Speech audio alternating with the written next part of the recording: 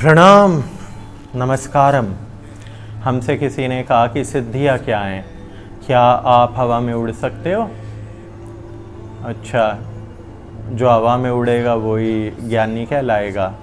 अच्छा, वास्तविक रूप में कृष्ण ने कोई ऐसे चमत्कार नहीं किए जिनको हम समझ रहे हैं। ये वेद व्यास की वाणी से ऐसे दार्शनिक रूप में बताई गई चीज़ें हैं जो भक्ति का भाव उत्पन्न करे। इसीलिए अगर भक्ति की तरफ समर्पित होना है तो पुराण पढ़े जाते हैं, और ज्ञान के प्रति अगर तुम में ये जिज्ञासा है कि सही क्या है गलत क्या है, वास्तविकता ज्ञान विज्ञान, तो वेदों की तरफ जाना है। और अगर ब्रह्म विद्या चाहिए तो उपनिषदों की तरफ, और उससे भी ऊपर जाना है तो गीता की तरफ, और गीता की तरफ जाना है तो ज्ञान योग की तरफ, ज्ञान योग की तरफ जाना है तो फिर भक्ति योग, भक्ति योग में से कर्म योग और सांख्य योग। ये सारी जो लीलाएं जो चलने लग रही हैं, इन्हीं सब से आप जान पाते हो कि परमात्मा की शक्ति आपके शरीर में है।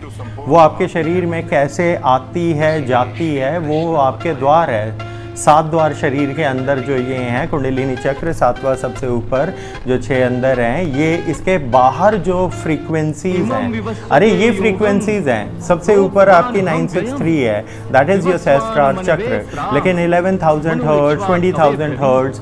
अब human body can not listen below 20 hertz and above 20,000 hertz. अगर कोई अपने आप को साधक इतना शुद्ध कर ले कि वो दूर तक की चीज़ें सुन सके जो ह्यूमनली पॉसिबल है, उसी को तो टेलीपैथिक एसेंस, साइको काइनेसिस और ये पायरोकाइनेसिस, ये सारी चीज़ें ये आपके शरीर के अंदर जागरूक करी हुई कुंडलिनी चक्रों से उत्पन्न होती है। और अनेकों सिद्धियां हैं, 64 सिद्धियां कलाएं कृष्ण ने ग्रहण करी।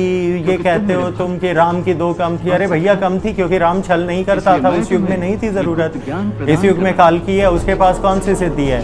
सिर्फ वशत्व।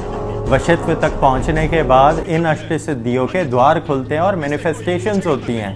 वो मैनिफेस्टेशंस हैं six sense, intuition, understanding future, seeing things, Akashic record वगैरह। इन सब के नाम पे तुमने दुकान खोल दी।